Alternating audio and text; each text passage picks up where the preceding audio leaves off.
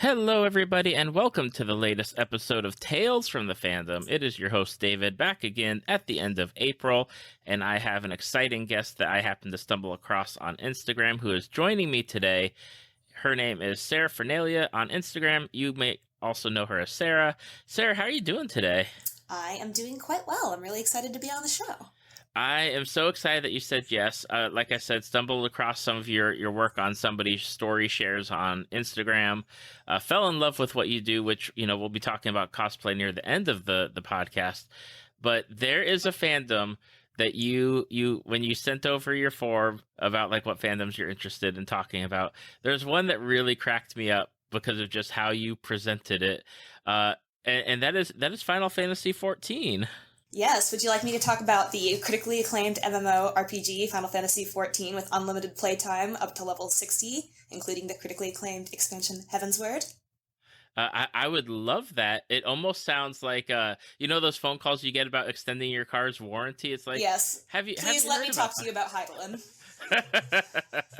I've been really into Final Fantasy XIV, so I'm actually coming up on I think about a year now of playing the game. So I moved kind of slow, all things considering, but I don't know. So I started March of last year. I downloaded the free trial, gave it a shot, didn't really know what I was doing, and left it alone for a few months. Mm-hmm.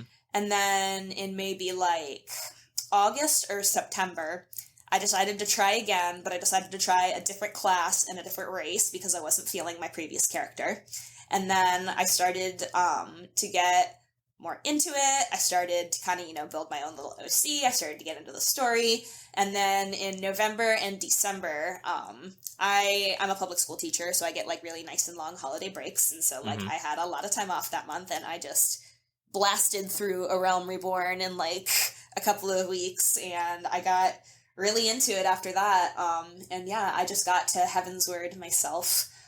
So no spoilers. I'm still pretty early on, but I'm really loving it. I haven't been I'm trying to think of the last time I was this into a new series, and it was probably when I played Persona 5 back whenever that came out. That was the last time I put this much time into something. Well, let me say on behalf of people that have kids, thank you for what you do as an educator, because I can't, number one, I can't imagine it to begin with. And then on top of doing it while, the pandemic and everything is going on, I just kudos to you. I just wanted to take a moment to say that.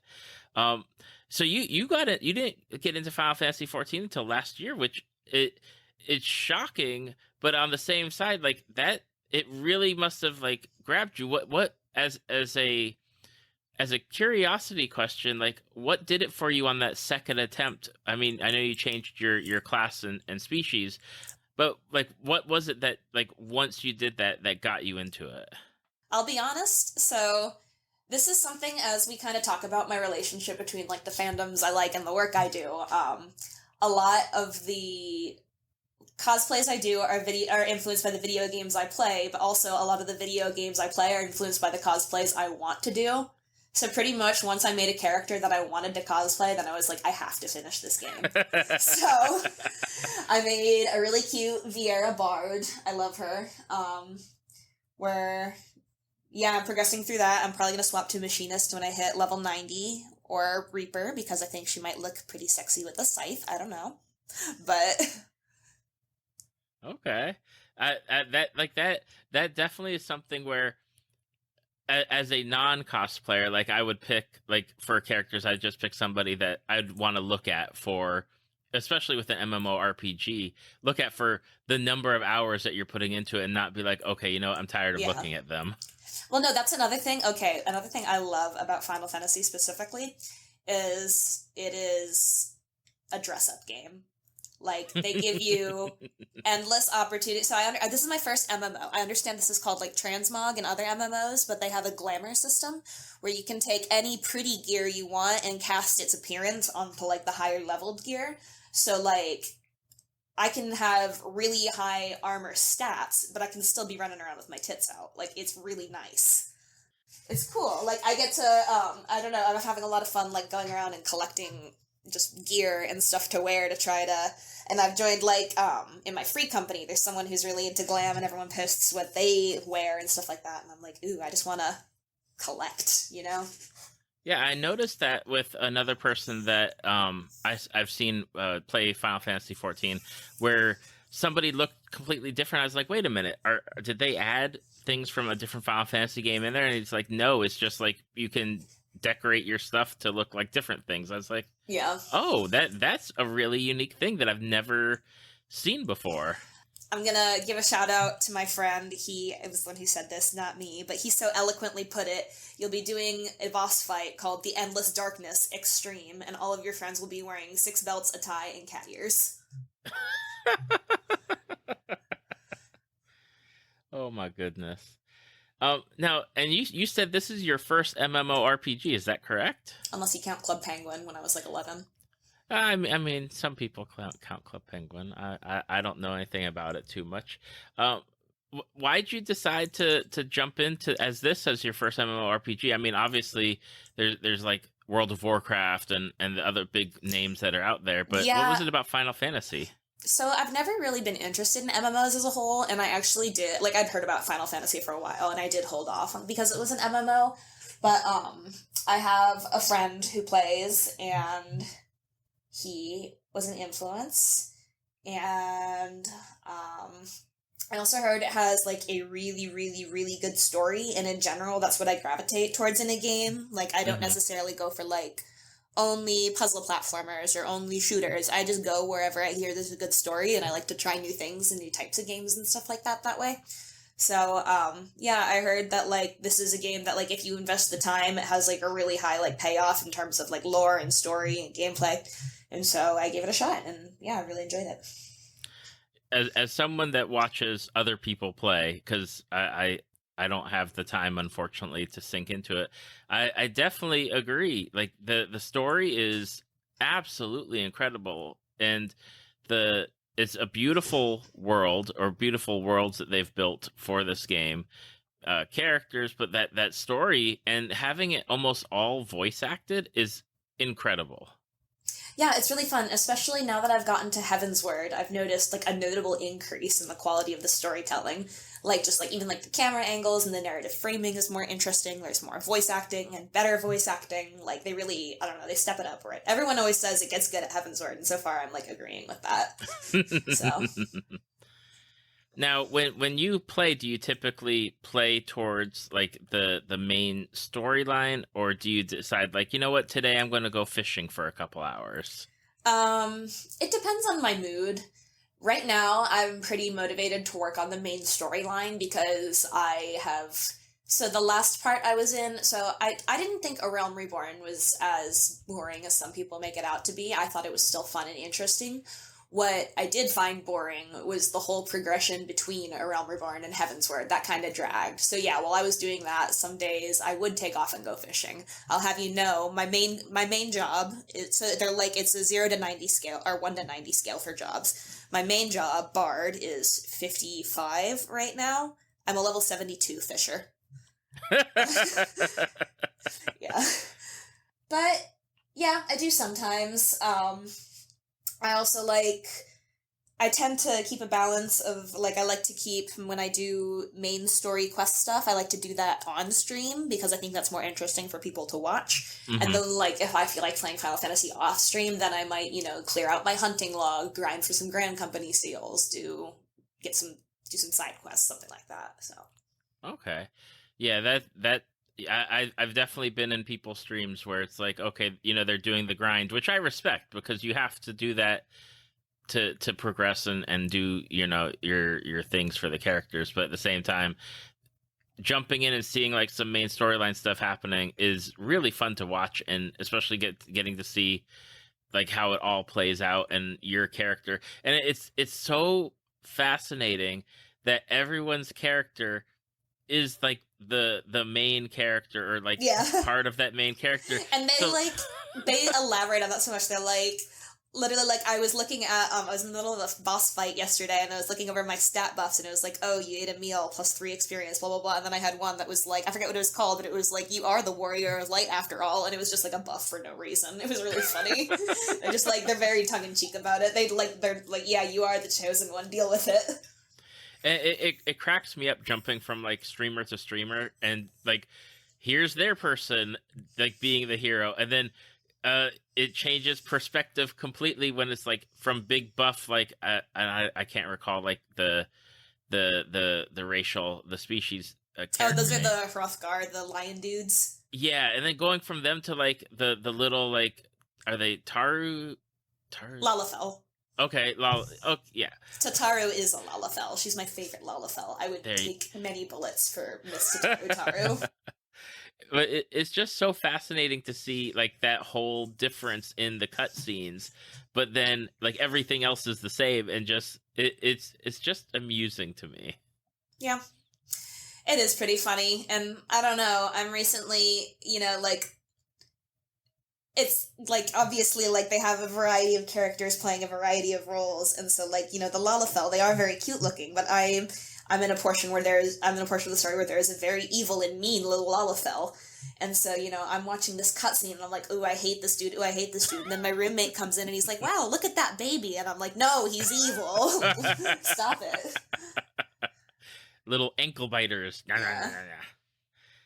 Now, with Final Fantasy 14, you jump back into it. You got into it, with a character that you're interested in doing the cosplay of and stuff, and you burn through the game really quickly. Like how many out? Like what's your like general time commitment? Like, okay, so you say burn through the game. I burned through the base game. I'm still only on the first of 4 expansions. Oh, okay. I didn't realize I thought the Heavensward was the the last one, or so it goes A Realm Reborn is the base game, then it's Heavensward, Stormblood, Shadowbringers, then Endwalker. Endwalker was the one that came out in November. Oh, okay. So I'm okay. I'm like maybe halfway through.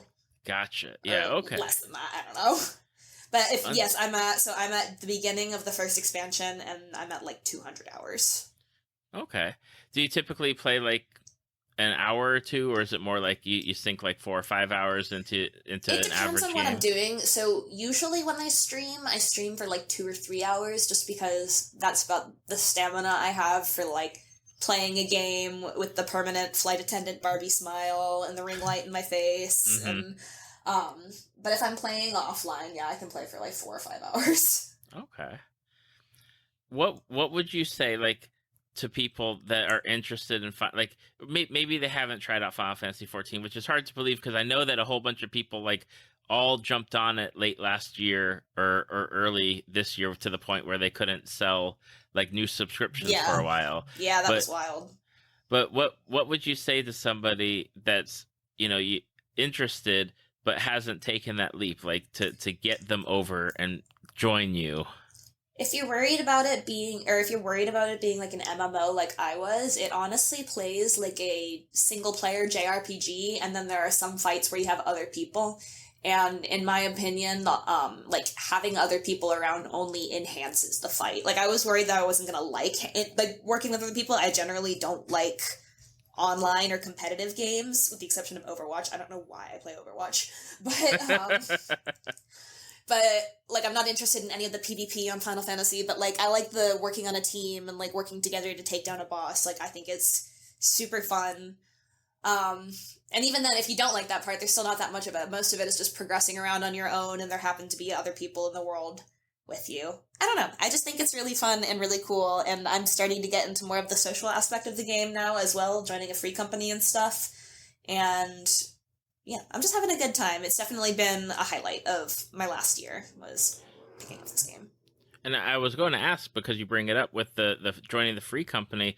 I know, like, with how Final Fantasy does its, like, I guess I'd call them dungeons, or the things where you have to have so many different people. You don't have to, like, be in a free company. You just kind of get slotted you go to, like, it's just like an open queue kind of thing. You just toss your name... your name in the hat, and then they just kind of mash you together. And then I believe some nerd is probably going to correct me on this because I don't have a total grasp on all the mechanics of this game. But generally, what they do is they have like a level sync function. So like if someone is super high level and someone is like lower, they'll like sync you all to like the lowest level. So that way your like output, like damage outputs, are on a more equal level. So Okay. Now, and with the free company, is it more like you all hang out and do things together, or like, because do you get like tied in together to the events, or is it more of just like trading and hanging out and doing stuff as a group? it's more of a social thing, at least for me. I know my group also does have I joined our Discord, and I'm mostly in there just socially to say hey. Occasionally I ask questions if I have questions about the game, share memes, whatever. But I know we also have a combat group for the people who are in post-game content and like to run raids and stuff like that. Mm-hmm. So, yeah, when I get to the post-game, I might look into that kind of things. But for now, it's just like a way for me to meet people in the game. And usually, like in your chat bar in the lower left, you can filter it to send like a message to all the people who are online in your free company. So it's kind of like a constant group chat running in the game. Okay, that's cool. I like that you have that ability to do stuff together, but then you also have the ability to be just like, hey, joining random groups of people to get stuff done. And I love, like, that is the one thing that I love, because I've never played World of Warcraft, but I remember hearing the stories of people having to, like, okay, we need 60 people to do this raid at this time. Yeah. And Final Fantasy just completely removes that, and it's like, just join, and eventually you'll get in. Now, sometimes I know it takes like a few minutes or upwards of longer. Gosh, never again. The Praetorium. Oh my god. The Praetorium is like one of the last dungeons at the end of A Realm Reborn, and it has many, many unskippable cutscenes, so no veteran players like to go back and re-queue it. So there's like not very many people queuing it, so I think I waited like a half hour for that dungeon. It was awful. Woo. I know that there was a cutscene I saw where it warned you ahead of time. It's like, okay, this cutscene is going to be like for the next 30 to 45 minutes or something. You will not believe this. Yes, I did that. Okay, so let me preface this. I live in an old 1940s house. The wiring in the house is not the best. My PC, my space heater, and the toaster oven and the kettle are all on the same breaker, and if more than 3 of them are on at the same time, the breaker flips. So I was like halfway through the cutscene, and my roommate decided to make toast. Oh no. And I had to restart my computer and rewatch it, but yes, I did get those warnings. Those were like the last things before Heaven's Word, those really long cutscenes. It is something to get to talk to somebody that like is in your area as far as Final Fantasy 14, because generally the people I like see are like near the last DLC. I'm a baby sprout. And it's so fun to like talk to somebody that's just getting into it. And I know you said the Realm Reborn, like you didn't find it that boring, or as boring as other people have said. Yeah. Is it just a slog to get through, or is it just like, hey, I want to get to the good stuff. Let's get through. What we need to do. It's longer than the rest of them, like considerably. So it is pretty long. It's extremely exposition heavy.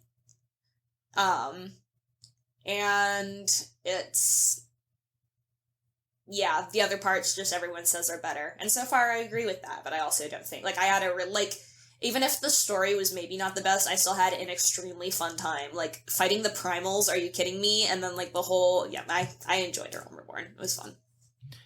And final question, is this your first Final Fantasy game, or have you played other ones beforehand? I have played maybe 2/3 of the Final Fantasy VII Remake. I never finished it. And I have watched a couple hours of a playthrough of Final Fantasy 15 back when I was researching for my Cindy cosplay. But other than that, this is the first one that I've like played through. Okay. It's interesting as like, because Final Fantasy 14 is like the MMORPG, like I know some like Final Fantasy gamers that play the individual single player games. They don't tend to go towards Final Fantasy 14, but it's such an interesting thing just to hear people get into Final Fantasy 14 for whatever reason, but then to be like, you know what, I'm in this game. I love the lore. I love the story, and it's so much fun to watch, especially watch on stream and see like the victories or the defeats, and then seeing the storyline progress. Yeah. Now, the next thing, which it's total departure from Final Fantasy 14, and I think you may be the first person that I'm ever getting to talk to about this, is a comic series called Snotgirl. Yes. Now, what is Snotgirl? Because obviously the name evokes a certain image. I think the better question is, who is Snotgirl? Snotgirl is a very kind of glamorous comic that follows the life of Lottie Person. She's a fashion blogger who has allergies. That's why she's called the Snotgirl. She constantly has a runny nose. But yeah, it starts as a very, fun and flashy comic about influencers and poking fun at, LA and that kind of culture. And then it very quickly descends into this tale of fashion and homosexuality and murder and suspense. And it's very exciting. Like, I'm not all the way caught up. I think I still have to read volume 3. But where volume 2 left off, it was quite a cliffhanger. And I was really shocked, when I got into the series. I got into it because of the glamorous cover art. Like, in addition to being a cosplayer, I'm very, very interested in my own personal style. I like fashion a lot, and fashion history, and modern fashion, and stuff like that. And so I got into it because of that, and also because the author is Brian Lee O'Malley, who you may or may not know as the author of Scott Pilgrim.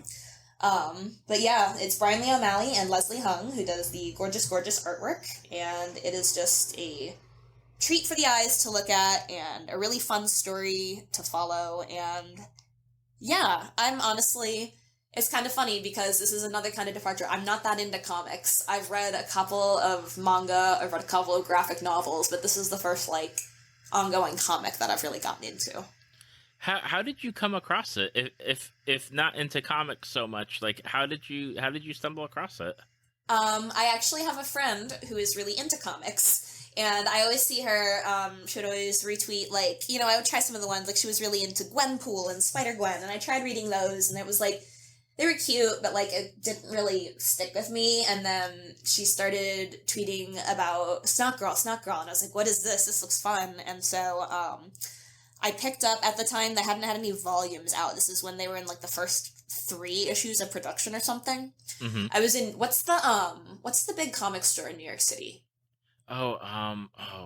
Midtown? Yes, I was there. I was at Midtown Comics, and I saw that they had one.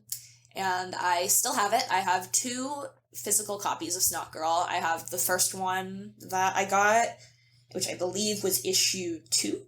And then I have issue 7, which I bought is because that's the one I cosplayed the cover of.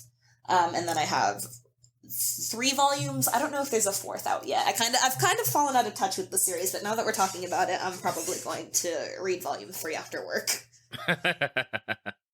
And so the people told you, hey, you need to read this. The cover art got you, and then were you a Scott Pilgrim fan? Because I know Brian Lee O'Malley is the writer. I actually haven't read the Scott Pilgrim graphic novel, but yeah, I do like the movie. The movie was kind of one that me and my friends would often go back to for movie nights, so I was interested to check out something new. Yeah, it's something where I know, just hearing the name, it would be something where I'd be like, huh, let me check that out and at least see what it is before just writing it off. And then the cover art, because I'm looking at the cover art on online as we're talking, and it is definitely something where the cover art would be at least something where I'd be like, okay, well, this plus the cover art, let's check and see what the story is, because that's always the key for me with getting comics is I need a good story to be there. There definitely is a good story. I would definitely say if you want to get hooked, pick up a volume rather than an individual issue, because that's where you can get a good taste of the story. But I know you said you're out of it. Or you had stopped for at least a little bit. Is it still going, or is it finished at this point? It is not finished, and I believe the creators just tweeted that it's coming back this year. Oh, that's wonderful. So whatever, I don't know when they last put out work, but they're still working on it. So I don't know how many volumes they intend to do, but I think it's a super fun story, and I'm excited to read more of it. That's awesome. I love learning about things that I've never heard of, because it's one of the best things about doing this podcast is finding out about things that aren't on my radar at all. And it's like this character, like you have your favorite or underrated character is Lottie from Snotgirl. Yes. It's just, I don't know. I think it's really funny because in general, when I cosplay from a variety of media and not necessarily just the main characters. Sometimes I love my side characters too. And, but as you'd expect, the more obscure side characters don't get as many likes as, like, say, Faye Valentine from Cowboy Bebop. Mm-hmm. But, Lottie, whenever I cosplay her, she always ends up getting a lot of likes, even though no one knows who she is. Like, people just love how she looks and how she's styled. I remember getting in the Uber to Katsucon 2018 in my Snotgirl cosplay, and my Uber driver being like, "Girl, where are you going? You look amazing." And she was just like, she thought I was just like a normal, fashionable person. It's just a super fun. I don't know. That's awesome. I'm looking at the cosplay now because I had to scroll a little bit back to find it. But yeah, the style is really something, and it's probably super comfortable to wear. Minus the 5-inch heels. Yeah, yes, definitely. That is definitely something. I will never understand the what people go through with heels. Yeah, I don't know. I can only do a certain type of heel. I can only do, like, a block heel. I definitely can't do a stiletto, so, like, yeah. Okay. Well, I'm definitely gonna have to check out Snotgirl. I've never read the Scott Pilgrim comics, but I did like the movie, and I've seen it enough times to be like, you know what, I like coming back to it. Out of curiosity, if with you reading Snotgirl, do you think it would ever get turned into a movie or series of some sort? I don't know. I feel like it's snobby for me to say this, but I almost don't want it to, because I don't know, like, if they did it, it would have to be done in, like, a Tales from the Spider-Verse way, where they absolutely preserve the integrity of the comic art form visually, because, like, the visuals do so much in Snotgirl, and I would hate to see that. Like, I don't think that the story alone could carry it. It would have to be a feast for the eyes as well, with, like, impeccable styling and stuff, too. Well, that's a great answer. Like, I think that's entirely a valid, opinion that people have with regards to media, like, especially like graphic media, comics and stuff. Like, having that transition to something else can be jarring, or it just doesn't work. And it's like, and then you're left with something where you're like, no, and I'm not going to name any names of a movie that came out that's a terrible movie based on a wonderful kids Nickelodeon cartoon show that everyone hates, or Yeah. can't talk about that movie at all. It doesn't exist, but it's out there. I understand. So you're into Final Fantasy 14. Yeah, you're into Snotgirl, and then the other fandom that, and I'm kind of familiar with it, is Bioshock. Yes. Bioshock is a near and dear series to my heart, because I don't know, I consider it there are two games that you could say were the game that got me into video games. The first one was Zelda, because I played Skyward Sword.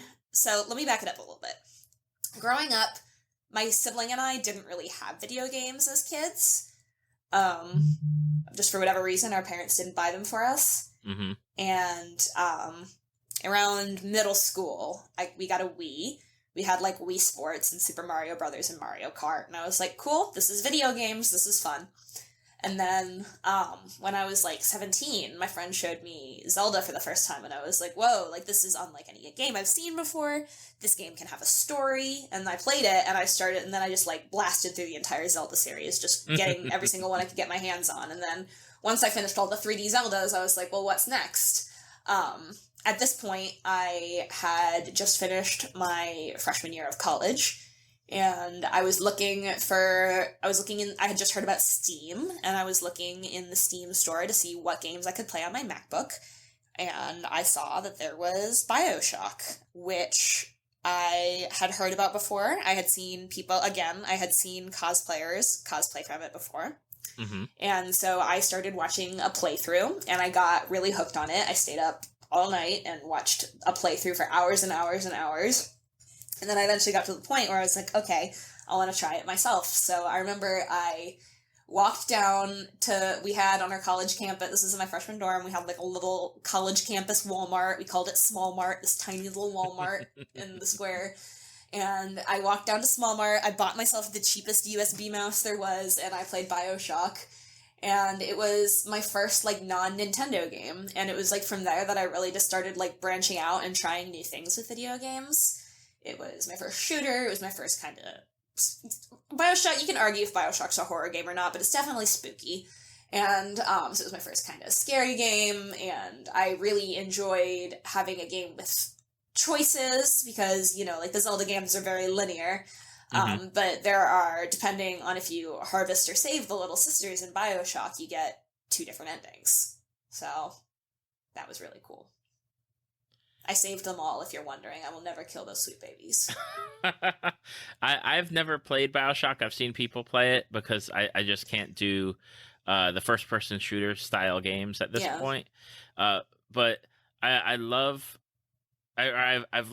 watching the story and seeing it play out, and then I think one of the fun things is getting to just like hear that background, like the background announcements and background information that you get to like kind of inform on the story.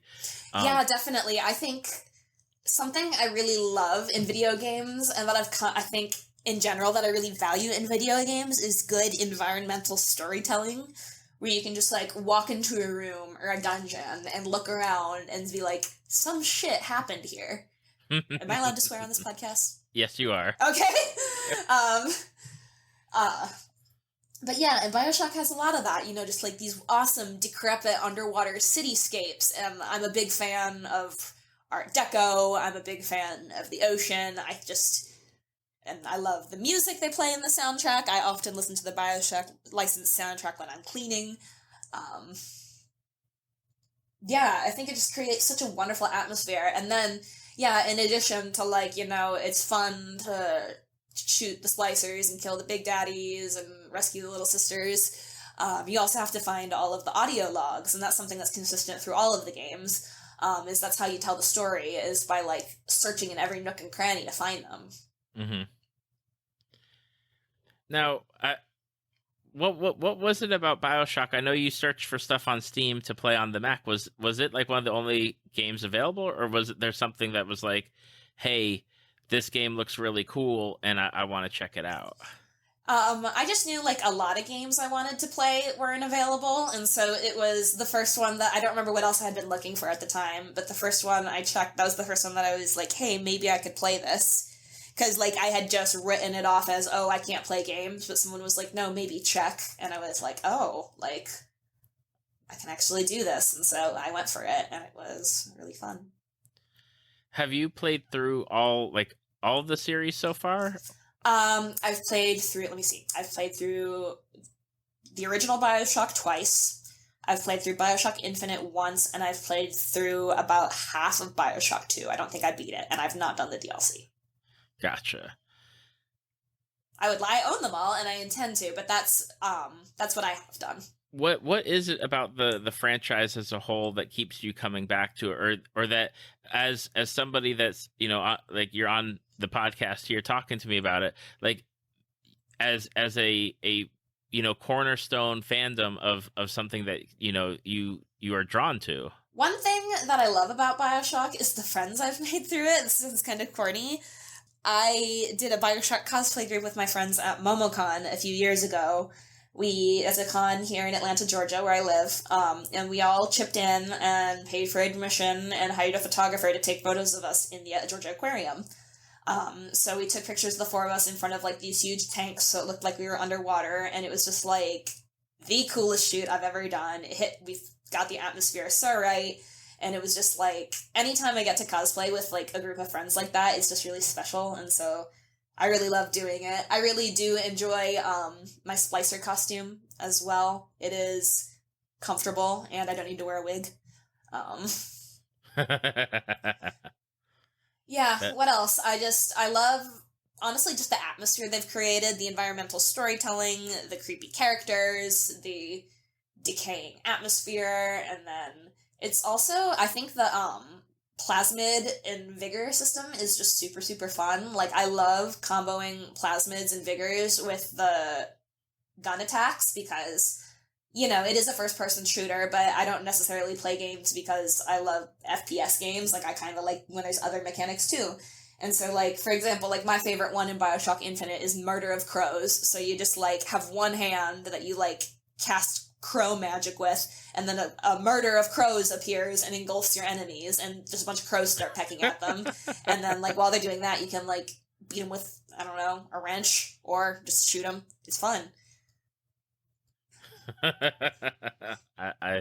I love that. Like, I think the original Bioshock has the best story. Bioshock Infinite was good, but I still think that the original Bioshock has the better story. But Bioshock Infinite was just so much fun to play. Riding around on that skyhook and getting skyline strikes, like, I will never forget how much fun I had doing that. I had noticed that you had cosplayed Elizabeth. Yes, Elizabeth I did actually before the Splicer. Yeah, it was me and my partner at the time. We decided to cosplay Elizabeth and Booker. That was a very early costume. It was not very well done. Yeah, I love, like, her character design, because it's something where, like, once you saw her character, I saw a whole bunch of people cosplaying from that game and from the series because of her, and like, yeah. It's something where I got interested in knowing more about the game because of the people that were cosplaying her. Yeah. I think I would revisit Elizabeth, but probably her DLC outfit, the Burial at Sea look, so maybe once I play that. As a franchise, is Bioshock done? Or is it just something where it's dormant for a while? I would say dormant is a good way to put it. There's always, every year, there's the same rumors that come around where it's like, new Bioshock game. I think right now Netflix is working on some sort of Bioshock-related property. I kind of don't want to look into that can of worms because I don't know how I feel about, like, these kind of adaptations. Yeah, I don't know. I would like to see another Bioshock game. I don't know what they would do. I don't know. They definitely said it with, I won't give any, I mean, this game is 10 years old by now, but I still won't spoil the end of Bioshock Infinite, but they set it up for there to be many more doors and many more lighthouses in the future. So I could see another game happening. Okay, awesome. Definitely going to have to keep my eye out for that and see people play it. Just again, it's such an incredible, like, thing to watch people play, and kudos to people who stream on Twitch, because I get to see so many more games that I would never be able to play. So yay for Twitch people. You know, like I said at the beginning of the podcast, I happened to stumble across some of your cosplays being shared, fell in love with them. And thus, I was like, I have to talk to you about stuff, and cosplay is one of them. How did you initially get into doing cosplay? Like, what was the driving force for you to be like, I want to dress up as people? FOMO. My sibling in, like, 2013 or 14 came up to me and was like, I'm going to MegaCon. Can you do my makeup? And I was like, what's MegaCon? What are you doing? You look weird. Why are you in a costume? It's not Halloween. And I said, I was like, whatever. And so I did their makeup, and then they came back. And at the time, that was the period I told you that I was getting really into Zelda. Okay. They came back, and they showed me all these pictures of people cosplaying from Zelda, and I thought it was, like, the most amazing thing in the world. I thought it was so cool. And so I very excitedly asked if I could go to the next one. And it basically was downhill from there. Yeah, I went to my first one. It was MetroCon in 2014 in Tampa, Florida. I cosplayed Kiki from Kiki's Delivery Service. It was a dress I bought from H&M. I made the bow, and I just straightened my hair. No wig, my really long hair. Yeah, it was a start. But yeah, pretty much since then, I think we're both interested in the hobby individually, but my sibling and I use it as a way to keep in touch. So I'm from Orlando, Florida originally, and I moved to Atlanta when I was 18 for school and have been here ever since. And what we do is my sibling comes up for a few cons a year, and I go down for like a few cons a year, and that's how we keep in touch, is we just go to the same events and keep cosplaying together. And so, yeah, pretty much I have my sibling to thank for this crazy hobby. Oh, that's really awesome. And I'm in Orlando, so Okay. I was like MegaCon. Yeah. That's great. That's so cool. So you both cosplay. Like do you do like duo cosplays, or is it more of like they do their cosplay and you do your cosplay, but you're still doing cosplay together? Usually we do our own thing. It's kind of funny because you'll be like, oh, a Hatsune Miku and a Bioshock splicer are walking to the arcade. But, yeah, we have plans to do a costume or two together, and I'm trying to think what costume, we've done costumes together, so we did, the only two, like, kind of related ones we did at KumoriCon this year, we did Futaba and Joker from Persona 5. Okay. And they're like siblings, so that was kind of cute. And then we also did Team Skullgrunts. Yeah, Years ago. That was really fun. Yeah. Gosh, I love, like, that is one thing that I love seeing around in cons is like a good group of Team Skull people, because they're so much fun. Now you got your start with Kiki, yep. Which I did scroll back all the way. I had to see your initial stuff, and I saw the Kiki. I love anyone that does Kiki. Like, Kiki's Delivery Service is one of those great movies. It's my favorite movie. And I imagine being Kiki is not like, as far as like, it is super comfortable to wear. Yes, it's extremely comfortable. I haven't worn it in a while, to be honest. So I had the original dress, which I bought just like from H&M. Mm-hmm. And then maybe like 2 years later, when I was starting to feel a little more confident in my sewing abilities, I made my own dress. At this point, it's falling apart. So I think if I'm going to continue to cosplay Kiki, which I feel like she's kind of a legacy character for me at this point, and she's not that hard to make. And it is kind of cool to keep making this simple garment and watching it improve. I think I might give her a third rendition. Absolutely. Absolutely wonderful. And yeah, definitely. I there's those characters that you'll keep going back to over and over again. And Kiki, yeah, like, awesome. Out of curiosity, because you do have a wide variety of characters that you've done, at least on the Instagram. How do you end up choosing who you're going to cosplay? Is it more that you like identify with the character and want to be them? Is it more you like the outfit and want to like do that, or is it like a combination of both? It can be one or the other, or a combination. I have cosplayed character. I'm trying to think of like a character that I really love and I just wanted to be. An example of that is Ripley. I think she's just a total badass, and I wanted to hold that flamethrower. A character that I want to look like, that was probably Cindy from Final Fantasy 15. I told you earlier I watched a little bit of that playthrough. I own the game. I haven't played it yet, but yeah, I cosplayed it without doing it just because I really liked her outfit. I thought the yellow jacket would be fun to make, and yellow is my favorite color, and I thought it'd be cute to wear. So sometimes, I really feel strongly, and sometimes it's really shallow, but a lot of the time it's, it also comes down to what I want to make versus what I want to wear. Mm-hmm. I'm learning as I get more experience with just trying different things, and also having less time as I become more and more of an adult, that I don't have the patience to make every single thing from scratch. So it's like, when am I going to go to the thrift store and buy the white button down versus when am I going to commission the gorgeous baby doll lingerie set for Kaine versus when am I going to take the time and just quickly make my own stuff. So I do have to ask about Ripley because it's the one that I found first, the one that somebody shared, and I fell in love with. As far as Ripley goes, and with the flamethrower, like, is that like, did you make that prop, and how do you making the fire come out? Oh yeah, no, I did make that prop. It's entirely foam and PVC.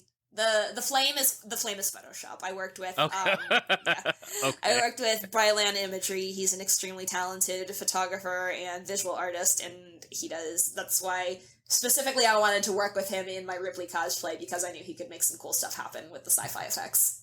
Yeah, I absolutely love it. I was like, wait a minute, like, how is that flame? Like, is it like one of those long, like, lighter sticks where you can click it and then it like gets the little flame out? Yeah. No, the base of it is the pink insulation foam you can buy at Home Depot. I carved that with a hot wire, and then all of the details are smaller bits of foam that are glued on. All of the studs and like nails and screws are googly eyes.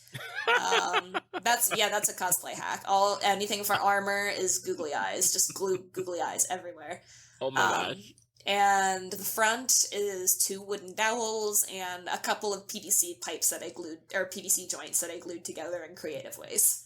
It is absolutely incredible. And I don't know how I've been doing this podcast for almost 6 years, and this is the first time I'm hearing about the googly eye hack. Really?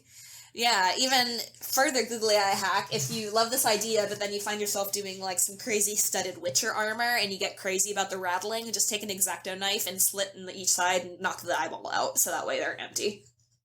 Oh my gosh. That you're blowing my mind right now with the Google, like, I'm going to have to write this down and just, Yeah. like, it is absolutely incredible to see the work that people create, but then to know like these little like insider trading hacks about, like, well, if you need to do this, do this, and like, especially Google, like, who would have thought googly eyes? I'm definitely not the first person to come up with it, but it is a cosplay staple. Oh my goodness. With all the cosplays that you've done, is there ones that you look back on, you're like, these are some of my favorites? Do you have favorites? Or is it more of a, I liked it and now I've moved on from it and now I'm doing something else? I would say my favorites are probably... I just sold her, and I think I'm done cosplaying her. But my Faye cosplay was a favorite. That was one that was well received by everyone. Again, she's a popular, sexy character. I kind of anticipated that. But again, yellow's my favorite color. It was just kind of a cute look. I felt super confident, and that was also one of the first outfits that I had like patterned myself and like made everything from scratch. And it was self-lined and serged, and all my seams were finished, and it was just a really big jump in kind of my quality. And I was really proud, and I had a lot of really good times wearing her. And then that was probably my favorite, as in the one where I just think I look the best, I feel the best. The one I'm most proud of is my Super Mario Odyssey Peach and Daisy cosplays, because they are not necessarily the most, flashy or fancy ones, but those are the ones that are the best tailoring I've ever done. And if you look at the inside and you look at my seams, just tell me I did a good job, because I worked really hard. I worked really hard on the insides of those garments, and that was kind of my first time really putting care into making, like, garments. A lot of the times with costumes, like, it's tempting to, just make the outside look good and leave the inside kind of messy, and I'm definitely guilty of doing that in a rush, but this was the first time that I was making this costume for a friend, and I felt like I wanted to, like, she was, paying me for this work, and I was like, I really need to up my quality. And I did, and it was just, they turned out really wonderful, and I'm still really proud of them. What's the one thing, like, once you got into doing cosplay, what's like one of the one things where you had to learn something that you'd never done before, and just working through that, like, because were you always somebody that like did sewing or crafting before? Kind of. So I've been sewing since I was very small. My mom sent me to sewing camp, Girl Scout camp, when I was like 6, because she didn't want to sew my patches on my brownie vest, and so I had to do it myself. And then when I was like in middle school, like 12 or 13, I got like a used sewing machine for Christmas. I was really into Project Runway and stuff like that, and I wanted to, give it a hand, or give it a try, and it didn't really stick until I found costuming. And now I kind of talk about it because, at my job, I teach costume design at a high school, and they always ask me, they're like, oh, do you sew, like, your own clothes? And I'm like, no. And they're like, why do you only sew costumes? And I'm like, well, I could spend, like, 2 days making a pristine, finished shirt and just have, like, a white button-down shirt, or I could I could make this elaborate ball gown with beads and carry an axe. Like, it's just what has a higher payoff for me, Right. That's so cool. That is something, like, it always, I'm always impressed by people that do cosplay, whether it's the sewing or the crafting, the prop making, armor building. It's always something where it's like you had to have taken that first step somewhere to get to, like, the level of creativity that you are now. And it's just wonderful to see, like, the progression from starting to like the present, and the work that you're doing and the work that you're creating for these cosplays. It's absolutely wonderful. Thanks. The typical last question that I ask all cosplayers is, I know everyone has a list of what they'd love to do, work on, get created, finished. What's on your list? Who are some of the characters on your list that you're eyeing on? I want to do this character or finish this character. I'll give you my big 3. First is Empress Edelgard from Fire Emblem Three Houses. It's Edelgard's time skip look. That one will happen because I've already sunk money into materials. I just have to do it. But that's the first of the dream projects that I'm tackling. 2 is Yashtola's Shadowbringers look from Final Fantasy XIV. That's going to happen. 3 is Big Sister from Bioshock 2. That has always, always, always been a dream costume, and I just, like, one day I'll do it. One day I'm going to work up the courage. I don't know why I won't, but one day I will.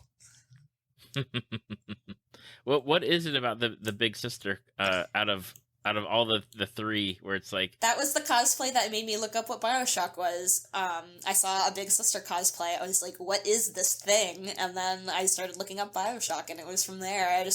That was the most impressionable thing on me, even though it's from the game that I've played, like, the least of. But I just think, and I've heard it's, like, kind of the weakest in the franchise, but whatever. I think she's just a super cool design, and I love a screeching hag. I kind of want to be that. Okay. That cracks me up for I don't know, like, there's always something. But yeah, the design is cool. I just pulled it up because I've never heard of the Big Sister before. But yeah, it's gonna be good one day. Then you just got to find a little sister to put in the back. Okay, here's the thing, is I know a couple of Little Sister cosplayers, so I could get a little army, but yeah, I want to be the Big Sister. Nice. Now, for people that have been listening and they want to check you out and check your work out, or see you stream Final Fantasy XIV, where are the places that they can do that? You can follow me on instagram.com/Saraphernalia, or you can follow me on Twitch, twitch.tv/Saraphernalia. I'd love to see you on both platforms. And I'll have the links in the show notes and on the Facebook page and website, so you can just click and go there and hit the follow button on both of them. It's super easy to do. I did it, obviously. And check out Sarah's work. And Sarah, thank you so much for taking the time out of your schedule today to come and hang out with me and talk to me about the fandoms that you're into, especially Final Fantasy XIV. And I'm going to be coming in to watch at some point, because I enjoy watching people play through the game, and it's always fun because everyone's experience is different. So I love that. All right. Thanks for having me. It's my pleasure. Thank you for listening to Tales from the Fandom. Subscribe to us on iTunes or your podcast app of choice. Follow us on Facebook at www.facebook.com/talesfromthefandom to see photos, links, leave feedback, and check out upcoming guests. If you'd like to be a guest, email David at talesfromthefandom@gmail.com.